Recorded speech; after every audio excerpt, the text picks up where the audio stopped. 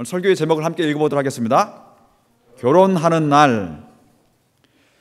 제가 가장 인상 깊게 생각하는 결혼날이 있는데, 그것은 저의 결혼식을 빼놓고 다른 결혼식이 있었는데요, 저의 외사촌 형의 결혼식입니다. 그때 제가 아마 초등학교 때도 안 됐던 것 같아요. 그러니까 벌써 30년, 40년이 흘렀습니다. 사촌 형이 시골에 이웃 마을에 여인과 함께 중매 결혼을 했습니다. 결혼식을 마치고 신부가 한복을 곱게 차려입고 이제 사촌 형의 집으로 들어왔습니다. 근데 이제 그 신부가 방에 들어와 가지고서요, 제가 어렸을 때 기억입니다, 계속해서 울었어요. 흐느끼면서 계속 우는데 몇 시간을 울었는지 모르겠어요. 두세 시간 계속 울었는데, 제 어린 마음에 왜 그렇게 서럽게 울었을까, 그런 생각을 해봤습니다. 아마도 이제 부모를 떠나서 이제 전혀 낯선 곳에서 생활을 해야 되니까 그 마음이 아프기도 하고, 또 미래에 대한 두려움이라든가 그런 이제 여러 가지 그 마음들이 교차되지 않았을까, 그런 생각을 해봤습니다. 근데 요즘은 결혼 풍속도가 많이 바뀌었잖아요. 요즘은 신부가 우는 것이 아니라 웃습니다.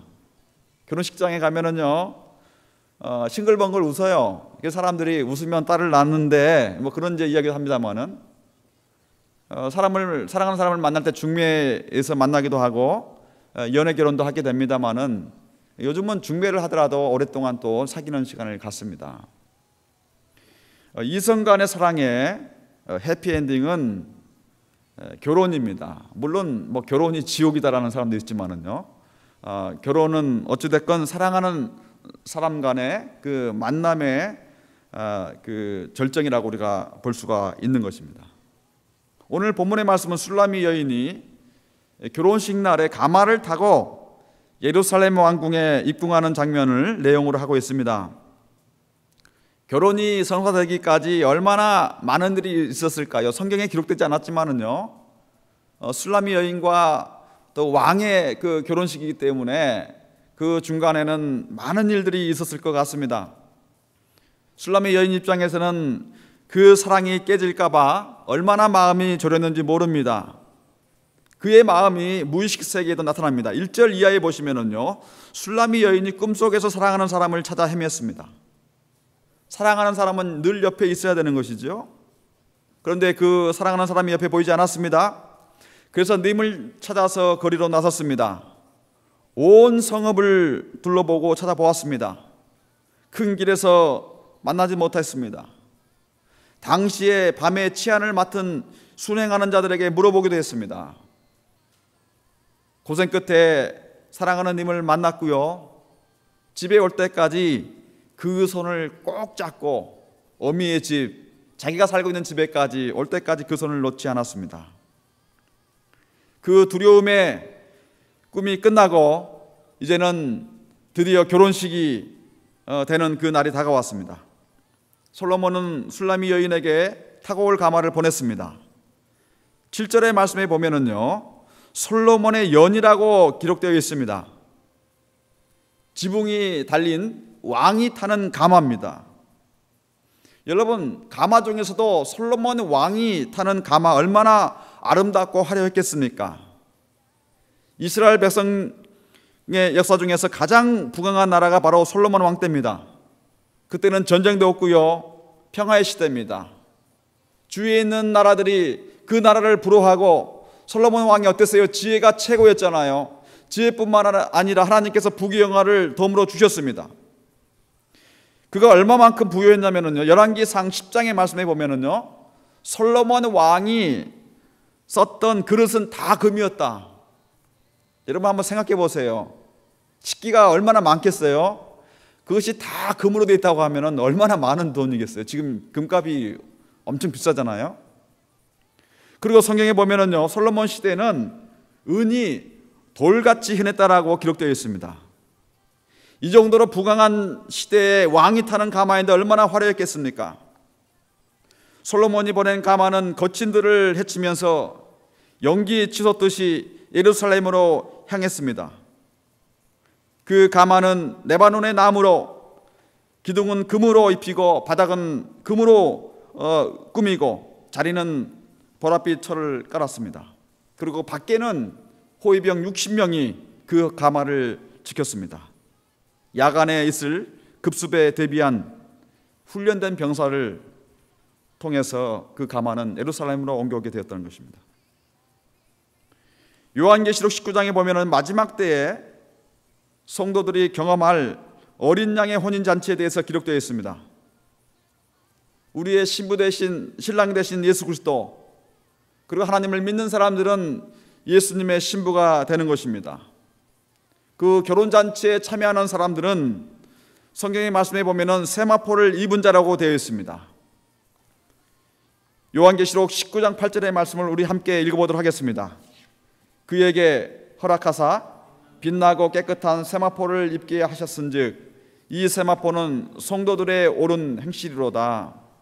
이 세마포는 희고 빛이 나는 옷감입니다. 하늘의 시민권들을 가진 사람들이 입을 수 있는 옷.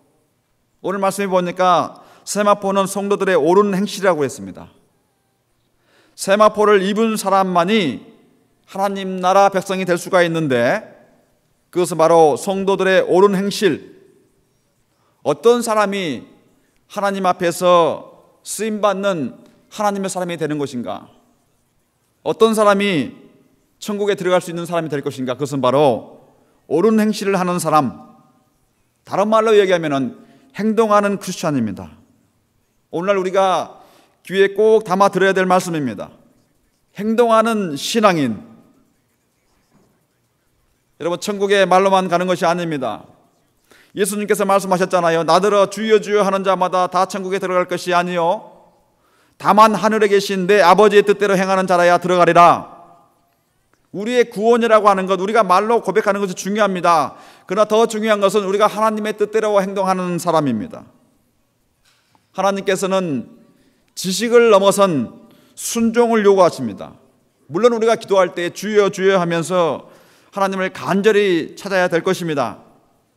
그렇지만은 우리 신앙의 충분 조건은 우리가 간절하게 예수님을 찾을 뿐 아니라 예수님의 말씀대로 살아가는 것, 믿음이 있는 순종, 그것이 우리에게 필요하다는 것입니다. 아브라함이 하나님 앞에 의롭게 된 것도 그 10년 가운데 순종하는 믿음이 있었습니다. 순종하는 것은 쉬운 일이 아닙니다. 그 아들 이삭까지도 제물로 바쳐야 됐던 그 순종이 아브라함에게 있었던 것입니다. 예수님께서 마태복음 7장 20절의 말씀에 그의 열매로 그들을 알리라고 말씀하셨습니다. 그의 열매라고 하는 것은요, 바로 순종을 이야기합니다. 좋은 나무가 아무리 보기에 좋은 나무가 있다 할지라도 열매를 맺지 않으면 그것은 좋은 나무가 될 수가 없는 법이죠. 우리가 이 세상을 살아가면서 하나님께서 우리 삶 가운데 열매를 맺기를 원하십니다.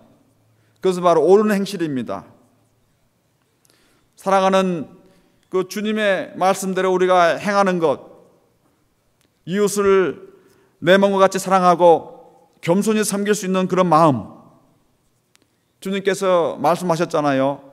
줄인 자, 목마른 자, 나그네된 자, 헐벗은 자, 병든 자, 옥에 갖춘 자에게 행하는 것이 곧 나에게 하는 일이다라고 말씀하셨습니다. 신앙인들 중에서 오늘날 가장 우리가 부족한 부분들이 바로 그런 부분이 아닌가, 저는 그런 생각을 해봅니다. 말로는 우리가 쉽게 할 수 있지만 하나님의 말씀대로 산다는 것이 결코 쉬운 일은 아니라는 것입니다. 어렵지만은 우리가 주님 앞에서 우리의 옳은 행실의 열매를 보여주고 맺을 수 있는 저와 여러분 되시길 간절히 바랍니다. 오늘 말씀에 솔로몬과 술라미 여인의 결혼 행렬에서 우리가 배울 수 있는 세 가지를 저는 여러분들에게 말씀드리고 싶습니다. 첫 번째는 뭐냐면요, 성도는 주님을 향한 열정이 있어야 됩니다. 술라미 여인이 솔로몬을 향한 열정이 대단했습니다. 금속에서까지도 사랑하는 사람을 만나기를 원했습니다. 여인이 밤에 길을 나선다는 것은 결코 쉬운 일이 아닙니다. 그럼에도 불구하고 술람의 여인은 밤길을 나섰습니다. 그리고 님을 찾았습니다. 그리고 어떻게 했어요? 집에 돌아올 때까지 남편의 팔을 사랑하는 님의 팔을 꼭 붙들고 있었습니다.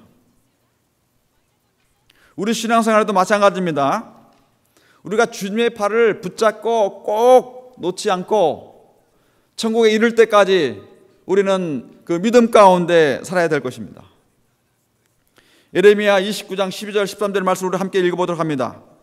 너희는 내게 부르짖으며 와서 내게 기도하면 내가 너희를 들을 것이요 너희가 전심으로 나를 찾고 찾으면 나를 만나리라. 주님께서 말씀하셨습니다. 너희가 전심으로 나를 찾고 찾으면 나를 만나리라. 이 말씀은 이스라엘 백성들이 포로 생활할 때 주신 말씀입니다. 그들의 삶 가운데 희망이 끊어졌습니다. 삶이 너무나 힘들고 고단했습니다. 그러나 하나님께서 우리에게 주시는 것은 너희가 나에게 부르짖어라. 전심으로 나를 찾으라. 그러면 나를 만나리라고 말씀하셨습니다. 하나님은 들어주시는 하나님, 만나주시는 하나님. 우리가 신앙생활하면서 우리가 삶 가운데 어떠한 일이 있다 할지라도 우리가 끝까지 주님을 붙들고 주님께서 나와 함께 하셔야 됩니다. 주님께서 나의 생업 가운데 함께 하셔야 됩니다. 주님께서 나의 가정 가운데 함께 하셔야 됩니다. 라는 끈질긴 기도 가운데 있을 때 하나님은 우리를 축복해 주신다는 것입니다. 두 번째로는요, 성도는 자기 관리에 힘써야 됩니다. 오늘 말씀을 통해서 어떻게 우리가 자기 관리를 할 수 있느냐? 첫 번째는요, 성도는 향기로운 사람이 되어야 되고요. 두 번째는 자기를 아름답게 다듬어 갈 수 있는 사람이 되어야 된다는 것입니다. 솔로몬의 마차는 몰약과 유황과 장사의 여러 가지 향품으로 아름답게 향기가 났습니다. 그 마차가 가는 데마다 향이 피어오르고요, 향기가 사람들에게 풍겨졌던 것입니다. 성도는 향기를 가져야 됩니다. 우리가 사람들을 만나고 사람들을 지나갈 때요, 우리에게는 향기가 있어야 됩니다. 어떤 향기입니까? 고린도후서 말씀에 의하면 우리는 그리스도의 향기다라고 이야기했습니다. 우리 함께 고린도후서 2장 15절 말씀 읽어보도록 합니다. 우리는 구원받는 자들에게나 망하는 자들에게나 하나님 앞에서 그리스도의 향기니라고 말씀하셨습니다. 우리는 그리스도의 향기다. 미국 사람들은 특별히 냄새에 민감합니다.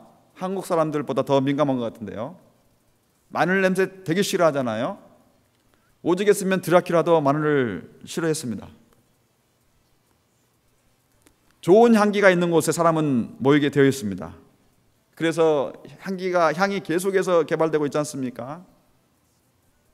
그리고 어떤 모임에 갔을 때 나의 그 부족한 냄새들을 없애기 위해서 향수를 뿌리기도 하는 것입니다.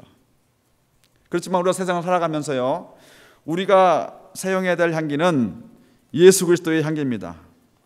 우리를 통해서 사람들이 봤을 때 저 사람 옆에서 너무 세상 냄새가 난다, 세속의 냄새가 난다, 사람 냄새가 난다. 물론 어떨 때는 사람 냄새라고 하는 것이 솔직하고 또 편했을 때 쓰일 수 있지만은요, 여러분, 사람들의 나는 그 냄새라는 게 무엇입니까?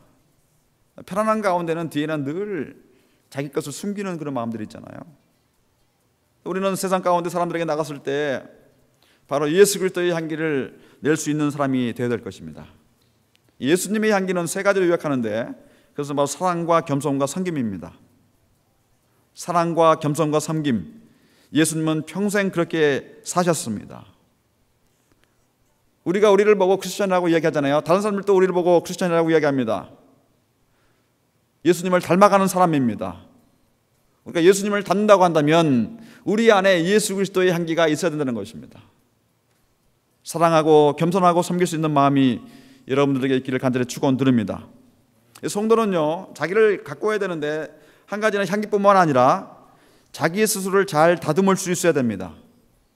자기를 다듬으라 그러니까 성형수술에 가서 상담하라 그런 말은 아닙니다. 자연의 모습이 가장 아름답습니다. 요즘 가끔 제가 산책을 하게 되는데요, 길거리에 이 장미꽃이 피인 것을 보게 되는데 바람이 많이 불어가지고서 이파리는 다 날아갔습니다. 다 날아갔는데 이 꽃은, 빨간 꽃은 그대로 남아있는 것을 보게 되는데요, 저는 장미꽃을 볼 때마다 참 신기하다라는 생각을 많이 해봅니다. 이 세상 가운데 하나님께서 가장 아름답게 만들어 놓은 꽃이 바로 장미꽃이다. 모양새도 이쁘지만은요, 향기가 정말 좋잖아요. 하나님께서 이 세상 가운데 가장 아름다운 꽃, 장미라는 것을 만들어 놓으셨지만, 그러나 장미보다 더 아름답게 만들어 놓은 꽃은 바로 여러분입니다. 여러분 자신입니다. 하나님께서 가장 고귀한 사람으로 예수 그리스도를 주면서까지도 바꿀 수 있는 그 아름다운 사랑의 꽃, 주님께서는 우리를 그렇게 사랑하셨습니다. 솔로몬의 가마는 아름답게 치장되어 있습니다. 레바논의 백향목으로 아름다운 나무로 만들고요, 은을 입히고 금을 씌우고, 그리고 보랏빛을 털을 깔창으로 깔았습니다. 그리고 예루살렘의 많은 여인들이 그 안에 아름다운 장식으로 만들어서 꾸몄습니다. 성도는 세상에서 아무렇게나 존재하지 않습니다. 우리 크리스천들은요, 세상 가운데 정성껏 준비되어야 됩니다. 주님의 향기가 되기 위해서는 우리 스스로가 다듬어져야 된다는 것입니다. 하나님께서 우리를 아름답게 빚어가는, 다듬어 가시는 방법 중에 하나가 바로 시련입니다. 우리가 시련을 당하면 다 피하려고 하지만 피하지 마세요. 하나님께서 우리의 시련을 통해서 우리를 다듬어 가시는 것입니다. 요즘 새벽마다 욥기를 묵상하고 있는데 욥의 고난 참 어렵습니다. 그러나 욥은 그 고난을 통해서 한 차원 더 높은 신앙의 경지로 이르렀다는 것을 우리가 알게 됩니다. 욥기 23장의 말씀에 보면은 욥의 상황을, 욥의 마음을 우리가 읽을 수가 있는데요, 욥기 23장 8절에서 10절까지 우리 함께 읽어보도록 하겠습니다. 그런데 내가 앞으로 가도 그가 아니 계시고 뒤로 가도 보이지 아니하시며 그가 왼편에서 일하시나 내가 만날 수 없고 그가 오른편으로 돌이키시나 배울 수 없구나. 나의 가는 길을 오직 그가 아시나니 그가 나를 단련하신 후에 내가 잠금같이 나오리라. 여러분, 욥이 어려움 당했을 때요, 그가 경험했던 것입니다. 앞을 보아도 하나님 안 계시고 뒤를 보아도 안 계시고 왼편을 보아도 하나님께서 일을 하시는 것 같지만 내가 만날 수가 없고 오른편을 보아도 내가 하나님을 뵐 수가 없는 상황. 욥이 시련 가운데 보았던 것이 있습니다. 우리가 우리의 삶을 살아가면서요, 우리의 시련 가운데, 어려움 가운데 볼 수 있는 두 가지 견해가 있습니다. 두 가지 타입의 사람이 있는데, 첫 번째는 뭐냐면 나의 시련을 통해서 잿더미를 보는 사람입니다. 아이고 이제 끝났어, 더 이상 안 돼, 모든 것이 다 끝났어, 피리어드. 두 번째 사람은요, 그 잿더미 가운데서도 하나님이 희망을 보는 사람입니다. 욥이 그 어려움 가운데 삶 자체가 잿더미였잖아요. 완전히 다 끝났습니다. 아이들까지 다 죽었어요. 그 상황에서도 욥은요, 자신의 그 시련 가운데서 잿더미를 보는 것이 아니라 하나님의 소망을 보았습니다. 그것은 무엇입니까? 내가 그 잿더미 안에서 내가 정금처럼, 순금처럼 나아가리라는 것입니다. 나에게 그런 환난과 어려움이 있었지만은 내가 그 잿더미를 딛고서 내가 하나님 앞에서 새롭게 되어서 내가 순금처럼 내가 변화가 되리라는 것입니다. 여러분, 욥이 그 어려움 가운데서도 자신을 지키고 승리할 수 있는 비결이 어디에 있었습니까? 그것은 바로 하나님 앞에서 내가 순금처럼 변화가 되리라는 것입니다. 그것이 그의 마음에 있었기 때문에 그는 끝까지 자신의 믿음의 길을 포기하지 않았습니다. 세 번째로 성도는 하나님의 보호하심을 믿어야 됩니다. 여러분 본문의 말씀을 보면 솔로몬의 가마에는 싸움에 익숙한 60명의 호위대가 있었습니다. 근데 그 호위대를 보니까 8절의 말씀에 보니까요, 그 호위들의 허리에는 칼로 무장되어 있었습니다. 솔로몬의 가마가 예루살렘에 갈 때 혹시나 테러가 날까봐, 어려움 당할까봐 8절의 말씀에 그 이유가 나오잖아요. 밤의 두려움을 인하여라고 이야기를 하고 있습니다. 광야의 길을 건널 때, 거친 들을 건널 때, 특별히 밤에는 어떠한 일이 일어날지는 모릅니다. 도둑들을 만날 수가 있고요, 들짐승의 공격을 받을 수가 있습니다. 그렇기 때문에 솔로몬 왕은요, 그 술라민을 데려오면서 한결같이 훈련된 사람, 오늘 말씀에도 나와 있잖아요. 싸움에 익숙한 사람이다. 싸움에 익숙한 사람, 용맹스러운 용사들을 보냈다는 것입니다. 여러분, 우리는 세상을 살아가지만은요, 우리가 세상 속에서 만나는 시험 가운데 우리는 싸워서 이길 만한 실력을 갖춰야 된다는 것입니다. 세상 가운데 여러분 용사가 되시기 바랍니다. 이 어두운 시대 가운데 싸워서 이겨낼 수 있는 용사. 최근에 태풍 샌디가 지나가면서 뉴저지와 뉴욕 일대에 수십 명의 생명과 수백여 개의 자산 피해가 있었습니다.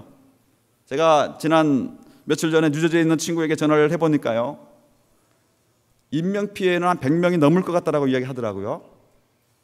그리고 집에 전기가 나가고 가스가 없으니까 집에 발전기가 있지만은 그 발전기를 돌릴 수가 없다는 것이에요. 본인이 가스를 사러 갔는데 한 2-3시간 기다렸다고 그러더라고요. 그 어려움 가운데 사람들이 있습니다. 이제 내일 모레면은 미국의 대통령 선거가 있습니다. 누가 될지 아무도 예측할 수가 없습니다. 우리 정호사님이 기도했다시피 정말 하나님께서 쓰시는 사람, 하나님께서 이 미국을 바로 세울 수 있는 그런 사람이 대통령 되기를 간절히 바랍니다. 지금 우리의 시대는 어떻게 보면 어둠의 시대로는 지금 지나가고 있습니다. 어둠의 터널을 우리는 지금 지나가고 있어요. 그것이 바로 우리의 인생은 끝은 아닙니다. 우리의 인생의 과정이지요. 그 과정 가운데 우리가 싸워서 이겨낼 수 있는 사람, 우리의 인생을 잿더미로 볼 것인가, 아니면 내가 이제 내 인생 가운데 하나님께서 역사하시는 그 새로움 가운데 내가 정금같이 나아갈 수 있는 사람이 될 것인가라는 그 마음은 우리에게 있는 것입니다. 우리가 무엇을 선택하느냐는 것은 바로 그 마음이 우리의 심령 가운데 어떠한 믿음을 가지고 사는가. 여러분 삶 가운데 여러분들을 두렵게 하는 밤이 무엇입니까? 여러분의 허리에 칼을 차야 될 것입니다. 그리고 싸움에 익숙한 용사가 되기 위해서 여러분들 스스로 훈련해야 될 것입니다. 성경의 말씀에 우리에게 하나님께서 세상을 이길 만한 힘을 주셨는데 그것은 바로 믿음이라고 말씀하셨습니다. 그리고 우리의 두 손에는, 한 손에는 성령의 검이 있어야 될 것입니다. 그 하나님의 말씀을 가지고 우리는 세상 속에서 어떤 상황이든 간에 그 말씀을 읽고 그 말씀 가운데 묵상하며 하나님께 주시는 힘을 우리는 가져야 될 것입니다. 그와 더불어 우리 손에는, 다른 한 손에는 하나의 강력한 무기를 가져야 되는 것은 바로 기도입니다. 기도는 하나님과 대화하는 것입니다. 우리에게 핫라인이 있잖아요. 하나님과 직접 통화할 수 있는 핫라인이 있습니다. 어느 분이 에레미야 33장의 3절의 말씀이 바로 하나님께서 주시는 핫라인이라고 말씀하고 있었습니다. 너는 내게 부르짖으라, 내가 내게 응답하겠고 내가 알지 못하는 크고 비밀한 일을 내게 보이리라. 하나님께서 우리에게 주시는 그 은혜의 핫라인입니다. 세상이 어렵고 힘들고요, 세상의 경제가 무너진다 할지라도 우리는 하나님과 함께 하나님께서 주시는 그 은혜, 우리가 주님 앞에 구하고 나갈 때 하나님께서 우리에게 새로운 힘과 능력을 주신다는 사실입니다. 우리가 눈으로 볼 수는 없지만 이미 하나님께서 하나님의 군대를 보내셔서 우리를 지키시고 우리를 위로하시고 우리의 일을 이미 계획하고 계신 줄 믿습니다. 그렇기 때문에 우리는 이 세상 가운데 하나님의 말씀을 한 손에 들고 하나님께 대한 기도의 그 응답의 그 믿음을 가지고 우리는 세상을 향해서 나아갈 수 있어야 된다는 것입니다. 솔로몬의 가마는 거친들을 해치고 그 어두운 밤을 밝히면서 왕궁으로 행했습니다. 그 멋진 행렬, 그 은혜의 행렬 가운데 우리의 삶이 있기를 간절히 바랍니다. 세상의 거친들 가운데 여러분 지지 마시고요, 세상의 어려움 가운데 거기서 넘어지지 마시기 바랍니다. 내가 어떤 상황에 있든지 간에 내가 용감하게 일어서서 행진할 수 있는 사람, 하나님의 용사가 되어서 이 세상을 이길 수 있는 사람, 그리고 세상에 나가서 하나님의 사랑과 희망을 줄 수 있는 사람, 바로 이 시대에 하나님께서 원하시는 사람입니다. 오늘 또 주님께서 우리를 사랑하셔서 오늘 이 아름다운 자리에 부르셨습니다. 우리 함께 시간 기도하면서 나가도록 하겠습니다. 여러분, 오늘 말씀 한번 잘 묵상해 보시고요, 술람미 여인이 자신 안에 있는 그 숱한 어려움 가운데 나의 사랑이 과연 이루어질 것인가, 나의 비전이 이루어질 것인가, 나의 사랑하는 사람을 만날 수 있을 것인가, 그런 어두움 가운데 있었습니다. 그렇지만 솔로몬을 통해서 그 가마를 타게 되고 그 왕궁으로 향했습니다. 그 가마가 거친들을 향해서 나갈 때 하나님께서 그 솔로몬이 보낸 그 60명의 용사를 통해서 보호를 받고 왕궁에 임하게 되었습니다. 여러분, 우리의 삶도 마찬가지입니다. 우리가 이 세상 가운데 거친 들판에 우리는 놓여 있습니다. 우리의 인생은 이제 천국을 향해서 오늘 또 전진하고 있습니다. 주님께서 우리의 인생 가운데 함께하여 주셔서 주님, 우리가 이 세상 가운데 지지 않는 하나님의 용맹한 용사가 되게 도와주옵소서. 하나님의 군대를 믿고 하나님과 동행하는 복된 삶을 살게 해주옵소서. 우리의 어떤 상황 가운데서도 하나님 넘어지지 않도록 도와주시고 우리를 세우셔서 하나님의 귀한 용사로 이 세상 가운데 희망을 놓을 수 있는 사람으로 하나님께서 우리를 붙들어 주옵소서. 우리 함께 시간 기도하며 나가도록 하겠습니다. 기도하도록 하겠습니다. 아버지 하나님, 감사합니다. 저를 사랑해 주시고 주님 인도해 주심을 감사드립니다. 아버지, 우리 삶 가운데 주님께서 함께 해주시고 우리의 인생 가운데 하나님의 역사하심을 통해서 하나님의 영광을 보게 하여 주옵소서. 아버지, 우리 인생의 가마가 아버지 하나님 거친들을 향한다 할지라도 주여 주님께서 보호해 주시며 우리가 어떤 상황이 들다 할지라도 주의 말씀을 듣고 주님 앞에 기도하며 나가서 싸울 수 있는 용감한 용사들에게 주께서 인도하여 주옵소서.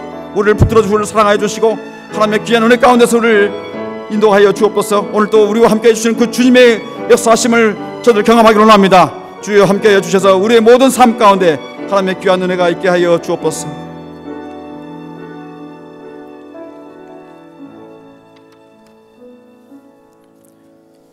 하나님 감사합니다. 부족한 인생 가운데 함께 해주시고 주님의 은혜 가운데서 우리의 삶을 이끌어 주심을 감사드립니다. 우리의 인생이 아무리 거친 들 가운데 행진하는 것 같지만은 그러나 주님께서 우리와 함께 하여 주셔서 우리의 삶을 이끄시고 붙드심을 저들 믿사오니 주여 우리들에게 더욱더 굳건한 믿음을 허락하여 주옵소서. 말씀을 붙들고 주님께 기도하며 나갈 수 있는 우리 인생 되기를 원하오니 주여 우리를 함께하여 주셔서 우리가 이 세상 가운데 거친 들판 가운데 우리의 믿음을 지켜 하나님의 승리를 경험할 수 있는 복된 저들의 삶이 되게 인도하여 주옵소서. 감사드리며 예수님의 이름으로 기도하옵나이다. 아멘.